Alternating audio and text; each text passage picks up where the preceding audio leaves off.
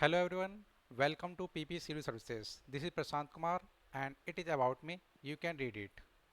So today I am going to present a economic concept that is CRR and SLR जो monetary policy का ही tools है।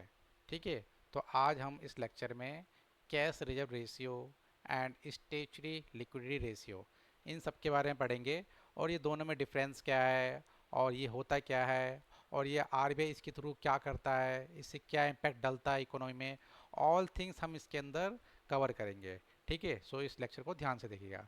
So RBI का monetary policy, actually ये क्या है, CRR और एसएलआर जो है वो आरबीआई का मॉनेटरी पॉलिसी है। अब मॉनेटरी पॉलिसी क्या होता है?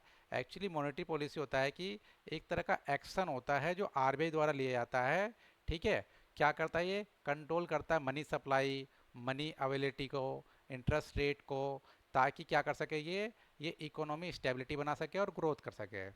ठीक है, अब ये आपके दिमाग में क्वेश्चन आ रहा हो कि आखिर जो ये है सीआरआर और एसएलआर, ये आखिर वर्क क्या करता है, ये क्यों और कैसे रखा जाता है? आखिर आरबीआई क्यों कहता है कि सीआरआर और एसएलआर को रखना चाहिए? और हमेशा न्यूज़ में आप देखते होंगे कि सीआरआर और एसएलआर इंक्रीज और डिक्रीज होते हुए देखा होगा आपने। अब इसको पहले में इसको समझने से पहले आप एक एग्जाम्पल समझिए। आपने सभी ने सुना होगा नीरव मोदी, ठीक है, विजय माल्या। नीरव मोदी के बारे में सुना होगा आपने, ओके, और आपने विजय माल्या के बारे में सुना होगा। अब आप बताइए मुझे मुझे कि ये नीरव मोदी और विजय माल्या, ये दोनों जो हैं, इन्होंने बैंक से काफ़ी सारा पैसा लिया था और बैंक से काफ़ी सारा पैसा लेने के बाद ये लोग क्या हो गए, यहाँ से दिवालिया घोषित कर लिया अपने आप को और फरार हो गए। अब आप जानते हो ये सारी चीज़ें। अब यहाँ से अदर कंट्री में चले गए लोग। अब हुआ क्या कि अब ये जो अब बैंक से इन्होंने लोन लिया होगा, अब इनके पास असेस्ट कितना है, मान के चले कि इनके पास 1,000 करोड़ रुपए का ही जो था इनकी प्रॉपर्टी थी। बट इनको जो लोन मिला है वो 15,000 करोड़ के आसपास लोन मिला है। ये अजम्पशन है यो, जो मैंने माना है। तो अब जो बैंक से जो इसने पैसा लिया है विजय माल्या और ये नीरव मोदी ने, अब ये सारा बैंक में जो पैसा था वो तो शायद एक डिपॉजिटर का था, जो एक नॉर्मल डिपॉजिटर होते हैं उन सब का था। जैसे मेरा और आप लोगों का सबका अकाउंट होगा, वहाँ पे कुछ अकाउंट में डिपॉजिट करते हैं अपने। तो ये सारा पैसा तो वो पैसा था। अब जब ये पैसा जब बैंक में हमने जमा किया, डिपॉजिट किया, और वो पैसा तो, लेकिन ये बड़े बड़े जो भी बिजनेसमैन थे, इन्होंने क्या, दिवालिया घोषित किया और घपला किया और ये फरार हो गए। अब क्या होगा, बैंक की हालत खस्ता हो जाएगी। अब हम बोलेंगे भाई हमारा पैसा वापस दो ना। तो इस केस में क्या होगा, क्या बैंक हमारा पैसा वापस दे पाएगा इस सिचुएशन में? क्योंकि बैंक ने क्या किया, अब 15,000 करोड़ रुपए का इसने चूना लगा दिया, बताओ बैंक को। इस केस में क्या होगा, बैंक हो जाएगा ठप। अगर बैंक ठप हो गया तो पूरी की पूरी जो इकोनॉमी है वो भी ठप हो जाती है। तो देश की इकोनॉमी अच्छी होने के लिए याद रखिए हमेशा, देश की इकोनॉमी अगर अच्छी होगी तो वो हो सकती है, एक ही बेस हो सकता है उसका, क्या, अगर बैंकिंग सिस्टम अच्छा होना चाहिए। अगर बैंकिंग सिस्टम खराब हुआ तो उस देश की इकोनॉमी बहुत ज़्यादा खराब हो जाएगी। ओके, सो ये कंसेप्ट है। अब इस केस में क्या होगा, ऐसे लोगों से बचने के लिए, जो आपने देखा नीरव मोदी और आपका विजय माल्या, ऐसे लोगों से बचने के लिए ही, जो बैंक को, मतलब बैंक की कंडीशन ख़राब ना हो जाए, उसकी हालत खस्ता ना हो जाए, इस कंडीशन से बचने के लिए जो है आरबीआई ने क्या किया, सीआरआर और एसएलआर, ये कंसेप्ट जो है वो लेके आया। आप जानते हैं, अब आपको समझ में आएगा सीआरआर और एसएलआर क्या होता है, क्यों रखा जाता है। सो यहाँ देखते हैं, ये है आपका, इसको बोलते हैं रिजर्व रिक्वायरमेंट। मतलब कि सी आर और एस एल आर जो है ये रिजर्व रखा जाता है। मतलब कि एक आपने कहीं आपने रिजर्व रख दिया पैसा, ताकि जब भी इमरजेंसी हो तो वहाँ से निकाला जा सके। इसका मतलब ये हुआ, इसी को बोलते हैं reserve requirements. Okay, so cash reserve ratio जो है, और यहाँ पर एक तरफ है स्टैचुरी लिक्विडिटी रेशियो। अब इन दोनों में डिफरेंट क्या है, अब ऑल थिंग्स हम यहाँ पर देखेंगे। सबसे पहले आप यहाँ पर देख रहे हैं कि कैश रिजर्व रेशियो जो है वो percentage of net demand and time liabilities. ठीक है, इसके बेस पे जो एनडीटीएल है ना, इसका परसेंटेज निकाल कर जो आएगा वो रखना पड़ेगा कैश रिजर्व रेशियो के अंदर। ठीक है, और ये हमेशा कैश के फॉर्म में रखा जाता है। प्लीज़ यहाँ पे नोटिस करिए, ये हमेशा कैश के फॉर्म में रखा जाता है। और किस बेस पे, एनडीटीएल के बेस पर।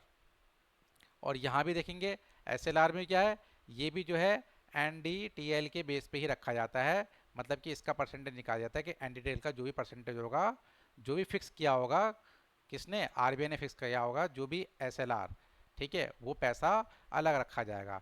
लेकिन यहाँ पर सिर्फ कैश के फॉर्म में है, बट यहाँ पर क्या है, स्पेसिफिक असेट्स जो है, आप चाहे उसे कैश में रखिए, चाहे गोल्ड में रखिए, चाहे उसे गवर्नमेंट सिक्योरिटी भी हो सकती है, ठीक है। तो ये दोनों, अभी यहाँ पर हम सिर्फ इतना समझ रहे हैं कि इन दोनों में, यहाँ कैश के फॉर्म में है, यहाँ आपका कैश, गोल्ड और गवर्नमेंट सिक्योरिटी किसी में भी रख सकते हैं, ठीक है। अब फर्दर देखते हैं और डिटेल में इसके अंदर। सो अब यहाँ पर देखते हैं net demand and time liabilities क्या होता है। सो यहाँ पर समझते हैं। एक्चुअली ये बात करता है कि जितने भी डिपॉजिट होंगे, ऑल डिपॉजिट जो बैंक के द्वारा, ठीक है, ऑल डिपॉजिट्स जो बैंक के द्वारा रखा जाता है, किसका? कस्टमर का पैसा होता है ये, ठीक है, मेरे और आपके जैसे कस्टमर का पैसा होता है ये, उसका, ठीक है।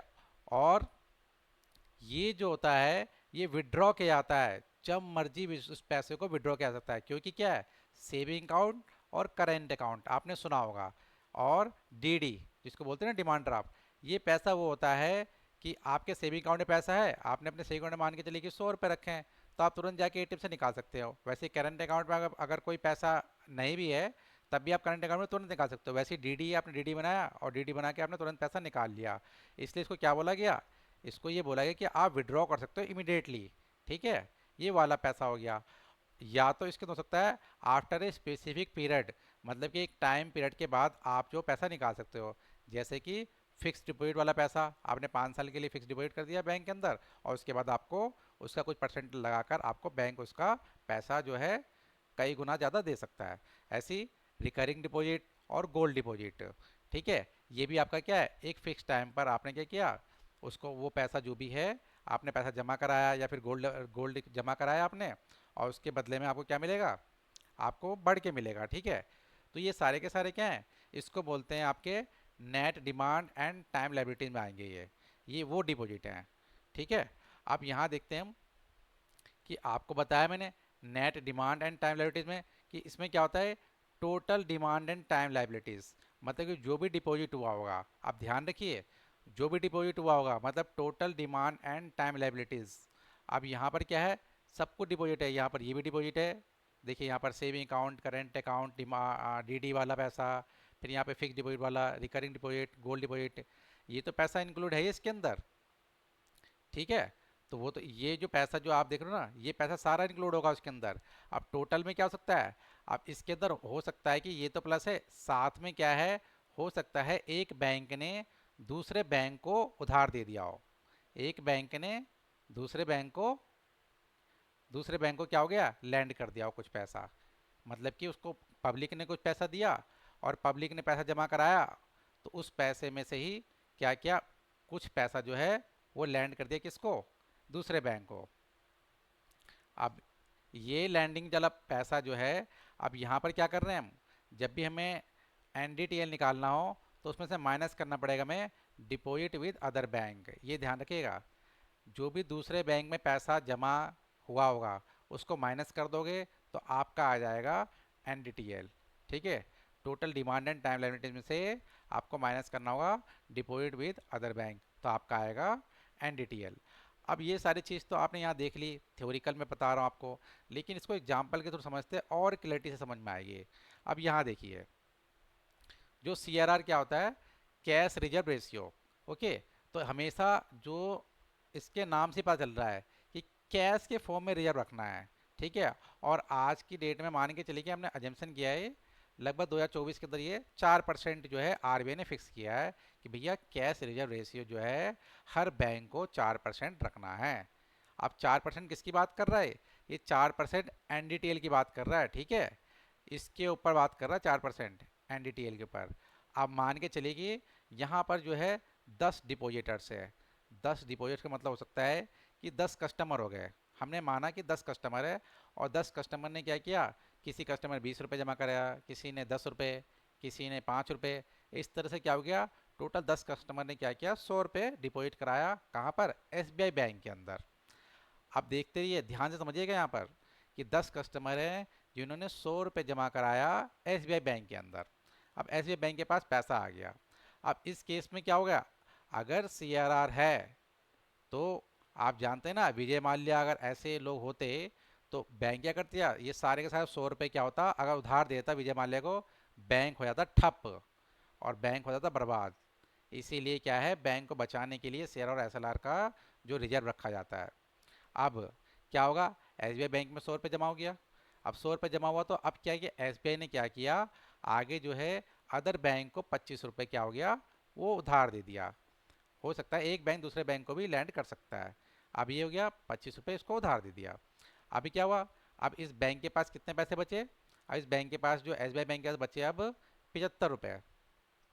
तो जो 75 रुपये है ना, अब ये 75 रुपये क्या है, ये 75 रुपये क्या है कि ये जो 75 का 4%, ठीक है, 75 का 4% रखना पड़ेगा किसके पास, आरबीआई के पास। जो कि 75 का 4% कितना होता है, 3 रुपीज़। 3 रुपये क्या होगा, ये आरबीआई के पास रखा जाएगा ये वाला पैसा। प्लीज़ नोटिस हियर कि जो 4% जो पैसा है, ये 3 रुपये है, ये क्या करेगा, ये बैंक जो है ये आरबीआई के पास रखेगा। ठीक है, और ये किसका 4% होता है, एनडीटीएल का। अब एनडीटीएल देखिए, अब समझ में आएगा आपको यहाँ पे एनडीटीएल कैसे निकालते हैं। ये क्या हो गया, ये टोटल पैसा हो गया, ठीक है, total demand and time liabilities, ये आपका टोटल हो गया, total demand and time liabilities हो गया। ठीक है, अब इसमें से आपने माइनस क्या क्या कर दिया, यहाँ पर जो भी इस बैंक ने अदर बैंक के अंदर जो डिपॉजिट किया हुआ है या फिर लैंड दिया हुआ है उसको माइनस कर दो। ठीक है, अदर बैंक वाला माइनस कर दो, तो आपके पास क्या आएगा, net demand and time liabilities. तो कितना है यहाँ पर देखो 75 आया। इसका जो 4% होगा वो रखना पड़ेगा आरबीआई को, मतलब सॉरी आरबीआई के पास रखना पड़ेगा बैंक को। ठीक है, जो 3 रुपये से आ रहा है। सो आई होप अब आपको समझ में आ रहा होगा एन डिटेल क्या होता है, total demand and time liabilities क्या होता है, डिपॉजिट विद अदर बैंक, ये सारे क्या होते हैं, ये सारे कीवर्ड अब आपको समझ में आ रहा होगा। ठीक है, तो अब यहाँ पर आप समझ गए हैं, इसका मतलब ये हो गया। अब यहाँ तक समझ में आ गया कि सीआरआर जो है वो रखना पड़ेगा बैंक को आरबीआई के पास, जो कि 3 रुपये मान के चलिए कि उसने रखा। आप बताइए 100 रुपये था, 100 रुपये तो 25 तो इसके पास चले गए। ठीक है, अब बैंक के पास बचे कितने, 75, 75 में से 4% 3 रुपये यहाँ पर रख दिए। अब देखिए 3 रुपये रिजर्व है यहाँ पर। ठीक है, आज जो एसबीआई बैंक ने आरबीआई के पास वो रिजर्व रख दिया 3 रुपये। अब नेक्स्ट देखते हैं एसएलआर। अब एसएलआर कितना है यहाँ पर, 18% जो है, ये अजम्पशन किया हमने, लगभग इसके आसपास है 18%, जो कि 2024 की बात चल रही है। अब 2024 में क्या है, 18% जो है एसएलआर, स्टैच्यूटरी लिक्विडिटी रेशियो। ठीक है, अब ये क्या होता है, अब इसको भी एग्जाम्पल के तो समझते हैं। जैसे कि यहाँ पर बात की गई है 10 डिपोजिटर्स, ठीक है, और 10 हमारे से कस्टमर होंगे, उन्होंने 100 रुपये जमा कराया और एसबीआई में जमा कराया। अब देखिए फिर यहाँ पर 25 रुपीज़ आपको पता ही है अदर बैंक में से जमा कराया एसबीआई ने। अब एसबीआई के पास कितना बचा, अब एसबीआई के पास कितना बचा बताइए, अब बचा एसबीआई के पास 75 रुपये। अब 75 रुपये जो बचे हैं, 75 रुपीज़ बचे हैं, अब इसका क्या होगा, अब देखिए यहाँ पर, अब इस 75 का जो है उसका 18%, 18% मतलब कि ये क्या है, ये net demand and time liabilities आया है। ठीक है, अभी बताया मैंने आपको कैसे निकालते हैं net demand and time liabilities, पता है ना आपको, ये टोटल हो गया, total demand and time liabilities, और इसमें से अदर बैंक वाला माइनस कर देंगे ये वाला, तो आपका net demand and time liabilities आ जाएगा। तो अब 75 का 18% जो है वो कितना होता है, वो होता है बताइए, मतलब 13.5, मतलब 13.5। अब 13.5 रुपये जो है वो क्या करना पड़ेगा, वो अलग रखना पड़ेगा एसबीआई को। बट यहाँ पे नोटिस करने वाली बात है कि वहाँ पर जो 3 रुपये जो आ रहा था ना, जो इससे पहले अभी दिखा रहे हैं, जो मैं बात करता, सीआरआर जो है वो 4% जो था, वो 3 रुपये जो आ रहा था, वो क्या कर रहा था, ये जो पैसा है ये आरबीआई के पास रखा जाता था। ठीक है, बट नोटिस हेयर ये जो पैसा है, 13 रुपये 13.5 रुपये, ये जो रखा जाएगा ये बैंक खुद रखेगा अपने पास। ठीक है, ये बैंक क्या है, बैंक को खुद रखना पड़ेगा, bank will keep it self, ये बैंक को खुद ही रखना पड़ेगा। अब यहाँ पर ध्यान देने वाली बात यह है कि ये जो 13.5 रुपये ये तो ज़्यादा है, तो इस केस में क्या है, यहाँ पर थोड़ी सी छूट दी गई है कि यहाँ पर क्या है, बैंक क्या कैश के फॉर्म में रखे, चाहे गोल्ड के फॉर्म में रखे, चाहे गवर्नमेंट सिक्योरिटी के फॉर्म में वो रख सकता है। हो सकता है ना कि कैश कैश क्या पता है बैंक के पास कम हो, किसी ने गोल्ड डिपॉजिट कराया हो तो गोल्ड की जो वैल्यू होगी वो रख सकते हैं यहाँ पर, ठीक है। फिर गवर्नमेंट सिक्योरिटी, कोई सिक्योरिटी होगी तो वो रख सकते हैं यहाँ पर। तो तीनों फॉर्म में रखा जा सकता है वो 18%। तो इसकी कॉस्ट कितनी आनी चाहिए, चाहे गोल्ड हो, गवर्नमेंट सिक्योरिटी हो, कैश हो, इन सब की कॉस्ट होनी चाहिए 13.5 रुपये। तो 13.5 रुपये जब भी होगा कॉस्ट, तभी ये रखा जाएगा 18%, ठीक है। ये बैंक खुद रखेगा। हाँ, इसके ऊपर क्या आता है, इस पर इंटरेस्ट भी अर्निंग करता है, बट जो इसके ऊपर होता है ना, इस पर कोई भी इंटरेस्ट जो है आरबीआई नहीं देता है, याद रखिएगा, इस पर कोई इंटरेस्ट नहीं देता है, लेकिन इस पर इंटरेस्ट जो है ये बैंक अर्न करता है। क्योंकि कहीं ना कहीं ये इस पर रखेगा, गोल्ड पर इस पर इंटरेस्ट मिलेगा, गवर्नमेंट सिक्योरिटी में इंटरेस्ट मिलेगा ही, ठीक है, कैश रहेगा उस पर इंटरेस्ट मिलेगा। तो इस बात को आप समझ सकते हैं। सो आई होप अब आप समझ पा रहे हैं कि CLR SLR की वैल्यू कितनी ज़्यादा है। अब यही जो पैसा है, 18% पैसा ये है और 4% पैसा ये है। तो आप मान के चलिए कि यहाँ पर 13.5 रुपये ये और 3 रुपये ये है, तो कितने हो गए, तो 13.5, तो 16.5 रुपये। अब ये 16.50 जो आ रहा है, ये तो बैंक को तो अलग रखना ही पड़ेगा ना। अब चाहे कुछ भी हो जाए, इतना पैसा तो रखना ही पड़ेगा। अब 100 रुपये में से मान के चलिए कि इतना पैसा रखा, तो कम से कम जो कुछ भगोड़े जैसे लोग होंगे ना, विजय माल्या जैसे लोग, नीरव मोदी जैसे लोग, तो बैंक हमारा ठप नहीं पड़ेगा। तो इस केस में क्या होगा, हम यहाँ पर क्या है, जो भी ट्रांजेक्शन होगी थोड़ी सी यहाँ पे अच्छी कर सकते हैं ये पैसा आरबीआई से लेकर, ठीक है। आरबीआई हेल्प करेगा फिर इन पैसों को, भाई इन पैसों का आप यूज कर सकते हो, ठीक है, बैंकिंग कंडीशन सुधारने के लिए, इसीलिए रखा जाता है ये पैसा, ठीक है। सब यहाँ पर देखते हैं, पूरा मैंने डिफ्रेंशिएट कर रखा है यहाँ पर कि CRR में और SLR में क्या डिफरेंट है। ये सारे आपके एग्जाम पॉइंट से मोस्ट इंपोर्टेंट है। अब पर्पस क्या है इसका, एक्चुअली CRR का पर्पस और SLR का पर्पस देखते हैं। अब पर्पस क्या है इसका, ये क्या करता है, to control money supply in economy. ये मनी सप्लाई को क्या करता है, कंट्रोल करता है। और ये क्या करता है, लिक्विडिटी को एंश्योर करता है। लिक्विडिटी का मतलब होता है कि मार्केट के अंदर कितना पैसा जाएगा और कितना पैसा मार्केट से हमें वापस लेना है। मतलब कि एक लिमिट होनी चाहिए, ऐसा नहीं कि मार्केट में सबके पास पैसा ही पैसा सबको चला जाए, ऐसा भी नहीं होना चाहिए। और ऐसा नहीं चाहिए मार्केट में किसी के पास पैसा, लोगों के पास पैसा ही ना रहे, ठीक है। तो लिक्विडिटी को मेंटेन करना है। और क्या है, ये solvency of the banking system. देखा, सॉल्वेंसी का मतलब करदान क्षमता। मतलब ये क्या होता है, इसका मेन पर्पस होता है कि वो जो भी मान के चलो कि पैसा ले गया था ना बैंक का, नीरव मोदी मान के चलो कि बैंक का पैसा ले गया भागकर, तो कम से कम जो लोग डिपॉजिटर है, नॉर्मल लोग हैं, मेरे और आपके ऐसे लोग, वो तो कम से कम पैसा ले तो सके। तो ये करदान क्षमता, इसको बोलते हैं, सॉल्वेंसी की पावर को बढ़ाता है बैंकिंग की, अगर ये रखा जाता है तो, ठीक है। तो इसीलिए बोला जाता है इसको, सॉल्वेंसी पावर को बढ़ाता है। और यहाँ पर SLR क्या करता है, to ensure solvency of bank, ठीक है। इससे भी क्या होती है, करदान क्षमता बढ़ती है, क्योंकि अगर आप उस जो बैंक ने अलग से पैसा रख रखा है ना, अब कोई कंडीशन सिचुएशन खराब हो गई तो ये पैसा निकाल कर जो अर्जेंट में पैसा मांगेगा, कोई भी डिपॉजिटर पैसा मांगेगा तो उसको दिया जा सके, ठीक है, by requiring them to invest in liquid asset such as gold, cash और गवर्नमेंट सिक्योरिटी, ठीक है। ये तो मैंने आपको बताया ही बताया है। और अब देखिए यहाँ पर रेगुलेट कौन करता है इन दोनों को, इन दोनों को रेगुलेट आरबीआई करता है, ठीक है, दोनों को ही रेगुलेट आरबीआई करता है। और आज के डेट में कितना रेट दे रखा है 2024 के अंदर, ये आप चेक कर लीजिएगा, ठीक है, लगभग इतना ही है, 4% ये है CRR और 18% जो है SLR है। और यहाँ पर किस फॉर्म में रख सकते हैं आप, यहाँ पर सिर्फ कैश के फॉर्म में, यहाँ cash, gold, government bonds and other approved security, ये चारों फॉर्म में आप पैसा रख सकते हैं, मतलब कि बैंक पैसा रखेगा ऐसा लगे तौर पे, ठीक है। अब क्या इम्पैक्ट पड़ेगा लिक्विडिटी के अंदर, अब देखिए यहाँ क्या होगा, decrease liquidity in banking system when increase, ठीक है। जब क्या होगा, जब CRR बढ़ जाएगा तो क्या होगा, लिक्विडिटी क्या हो जाएगी, डिक्रीज हो जाएगी। मतलब कि लिक्विडिटी का मतलब जो पैसा जो होगा वो डिक्रीज हो जाएगा। मतलब इसको समझिए ऐसे, मान के चलिए कि अभी की डेट में कितना है, जो CRR का रखा है वो 4% है। अब ये 4% जो है यहाँ पे CRR है वो 4% है।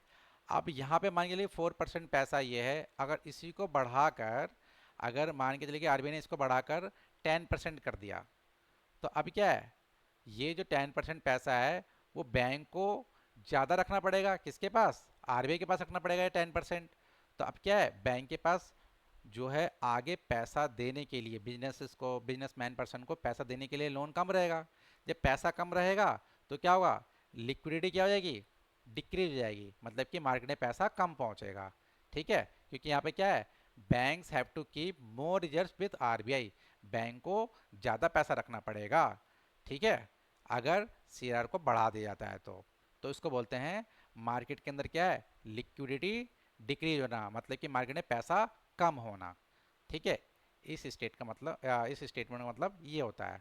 ठीक है, ठीक यहाँ भी क्या होगा, डिक्रीज लिक्विडिटी हो जाएगी इन बैंकिंग सिस्टम, जब ये इंक्रीज कर दिया जाएगा। अगर यहाँ भी 18% है, 18% से अगर इसको 30% कर दिया जाएगा, तब भी क्या होगा, अब बैंक को ये 30% रखना पड़ेगा। अब 30% घटाने के बाद ही तो पैसा दे पाएगी आगे, जो पैसा बचा होगा, तो उसका पैसा कम बचेगा। तो क्या होगा, इस केस में क्या होगा, लिक्विडिटी क्या हो जाएगी, डिक्रीज, मतलब कि मार्केट में जो पैसा जो है वो कम जाएगा। अब इससे एक अंदाज़ा लगाइए, यहाँ दिमाग पे थोड़ा सा जोर डालिए कि आप लोग, अगर मार्केट में पैसा कम जाएगा, लोगों के पास पैसा कम होगा, तो महंगाई बढ़ेगी या घटेगी। सिंपल सी बात है, लोगों के यहाँ पे पैसा नहीं रहेगा। अगर लोगों के पास ज़्यादा पैसा रहेगा तो कोई सामान की कॉस्ट बढ़ जाती है, जब लोगों के पास कम पैसा रहेगा तो क्या होगा, सामान की कॉस्ट घटेगी या बढ़ेगी, घटेगी। ठीक है, तो इससे महंगाई भी कंट्रोल किया जाता है इसके थ्रू। ठीक है, ये कंसेप्ट भी आप कनेक्ट कर सकते हैं इसको।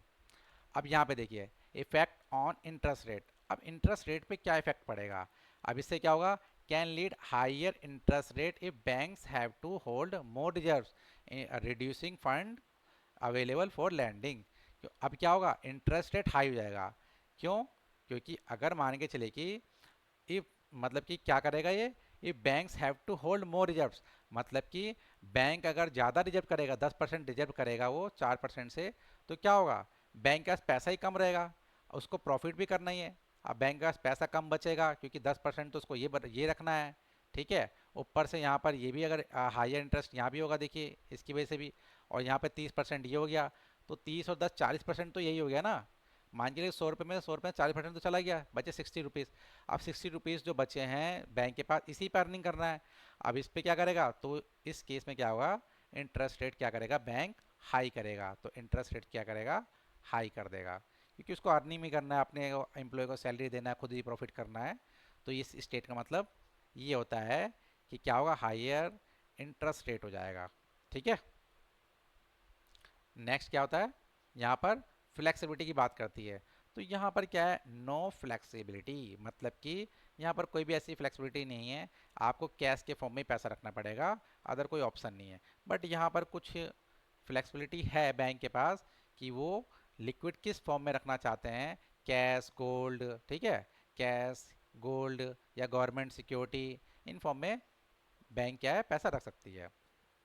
अब नेक्स्ट पॉइंट कहता है अर्निंग, मतलब कि अर्निंग करनी इंटरेस्ट। तो याद रखिए, जब भी आरबीआई के पास जो पैसा रखा जाता है, सीआरआर बैंक रखती है, तो उस पर कोई भी आरबीआई इंटरेस्ट नहीं देता है, ये मैंने ऑलरेडी बताया है। ठीक है, बट यहाँ पर क्या है, बैंक खुद भी रखता है ना, तो उस पर क्या है, banks can earn interest on security held under SLR, SLR के अंडर होता है, इस पर बैंक इंटरेस्ट अर्निंग करता है।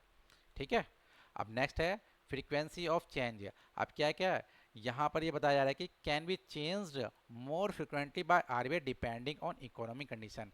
अगर इकोनॉमिक कंडीशन पे डिपेंड करता है कि इसको चेंज कब करना चाहिए। ठीक है, अगर मान के चले कि महंगाई बहुत ज़्यादा हो रही है, ठीक है, महंगाई इन्फ्लेशन काफ़ी ज़्यादा हाई हो रही है, और इस केस में क्या है, आरबीआई कंट्रोल करने के लिए क्या कर सकता है, यहाँ पर क्या कर सकता है, सीआरआर को क्या कर सकता है, सीआर को बढ़ा देगा। और शेयर को जैसे ही बढ़ाएगा, जैसे ही शेयर को बढ़ेगा, तो क्या होगा, बैंक के पास पैसा क्या हो जाएगा, कम हो जाएगा। जब बैंक का पैसा कम हो जाएगा तो बैंक आगे मार्केट में लोन नहीं दे पाएगा, और वहाँ पर जब मार्केट में क्या होगा, पैसा कम हो जाएगा, तो मार्केट में पैसा कम, तो क्या होगा, फिर वहाँ पे महंगाई भी, इन्फ्लेशन भी कम हो जाएगा। ये सारे एक दूसरे से इंटरकनेक्ट है। सो जब भी आप स्टडी करें ना, तो अपना माइंड थोड़ा ओपन करना और हर पॉइंट को कनेक्ट करो एक दूसरे से, तो ही आप जो इकोनॉमी अच्छे से समझ सकते हो। ठीक है, ठीक, यहाँ पर देखो, change less frequently compare to share but can be adjusted by RBI. ये जो शेयर के मुकाबले में जो है, ये कम कम चेंज किया जाता है, फ्रिक्वेंटली चेंज नहीं किया जाता है। ठीक है, तो ये दोनों जो है यहाँ पर मैंने सारे के सारे पॉइंट रखे हैं जो कि आप अच्छे से समझ सकते हो, और बहुत क्लैरिटी से मैंने समझाया है। ठीक है, और अच्छे से देखना, अगर कोई भी फिर भी कोई डाउट हो, फिर भी कोई कन्फ्यूजन हो, तो आप कमेंट बॉक्स में आप पूछ सकते हैं इसके बारे में। Okay, so thank you so much.